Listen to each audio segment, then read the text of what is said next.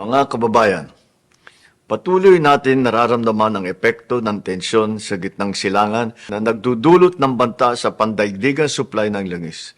Nakakaapekto ito sa ating ekonomiya at presyo ng mga bilihin. Kapag tumataas ang gastusin, mas bumibigat ang pasanin ng bawat pamilyang nagsisikap tugunan ang kanilang pangangailangan, lalo na ang mga Pilipinong nasa laylayan ng lipunan. Kaya naman, patuloy tayong kumikilos upang mapagaan ang kanilang pasanin. Sa ilalim ng Executive Order No. 110, inilunsad natin ang Unified Package for Livelihood, Industry, Food and Transport o yung UPLIFT upang maprotektahan ang kabuhayan ng mga Pilipino at mapanatiling matatag ang ating ekonomiya. Ngayong araw, pinalawak pa natin ang suportang ito sa pamamagitan ng Uplift Assistance. Sa ilalim ng programang ito, mabibigyan ng agarang tulong ang 7,5 milyong kabahayan o 37,500 milyong Pilipino sa buong bansa. Pangungunahan ang programang ito ng DSWD,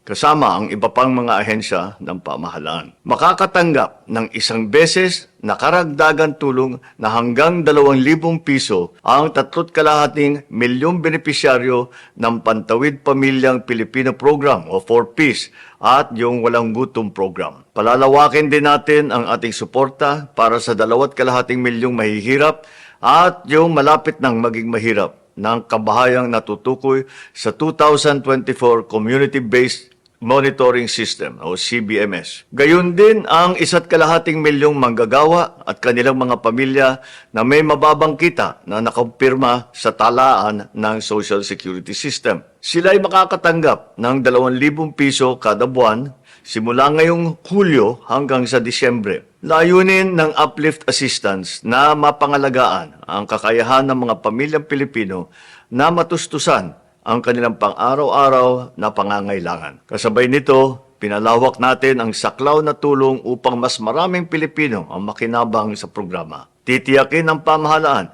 na maipagkaloob ang tulong na ito na mabilis, maayos at mas maginhawa para sa mga Pilipino sa pamamagitan ng digital na pamamaraan. Sa ating pagkakaisa at pagtutulungan, mapapanatili natin ang katatagan ng ating bansa at maisusulong ang isang mas maunlad na kinabukasan para sa lahat sa ilalim ng isang bagong Pilipinas.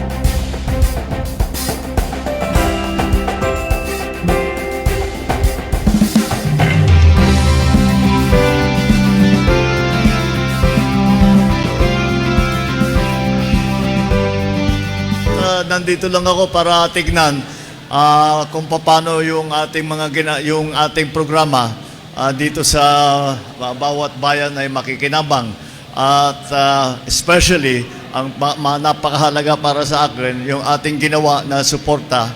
Binigyan natin ang mga barangay, binigyan natin sila ng tig 200,000 para sa barangay. Dahil usually, nauubos ka agad yung pondo para sa barangay. Kaya binigyan namin sila na para meron silang mga magamit para sa kanilang mga initiative. Pero doon sa 200,000 na yun ay ang pakiusap namin sa ating mga chairman at saka sa mga barangay officials, 100,000 doon gagamitin para sa scholarship ninyo. Kaya kayo ay naging presidential scholars, ang tawag ngayon sa inyo, dahil ito ay galing sa Office of the President. Hindi ito kasama sa DepEd, hindi ito kasama sa CHED, kung hindi talagang Office of the President. Kaya dahil napakahalaga na ang ating mga kabataan ay makapagtapos. Kaya yun ang hiningi namin sa mga barangay chairman. Mamili kayo ng 5 sa bawat barangay at bawat isa ay makakatanggap ng 20,000, 20,000 bawat sa isa sa inyo.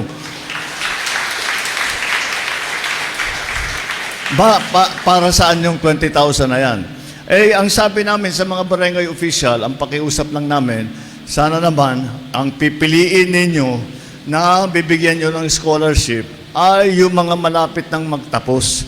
Pero baka hindi makapagtapos dahil kulang sa pambayad, kailangan magtrabaho, kung ano man.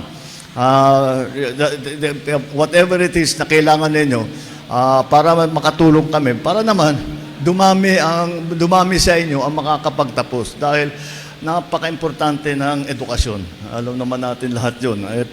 Kaya kayo nagtsatsaga para magkaroon ng diploma ay para naman pagandahin ang mga buhay ninyo, pagandahin yung buhay ng pamilya ninyo.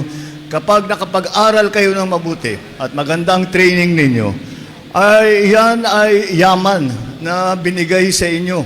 Yan ang biyaya na binigay sa inyo para na ito yung yaman na ito, kapag nagtapos na kayo, kahit ano pang mangyari, hindi makukuha sa inyo yan. Hindi pwedeng nakawin yung kaalaman na yan. Hindi nila pwedeng agawin sa inyo na yan. Kahit ano pang mangyari habang buhay, ay nasa sa inyo na yon. At kaya't tiyakin ninyo na mapakinabangan ninyo ng mabuti itong 20,000 na aming inilalaan para naman maging maganda ang pag-aaral ninyo, hindi nyo masyadong inaalala yung mga ibang bagay, nakakapag-concentrate kayo sa pag-eskwela ninyo.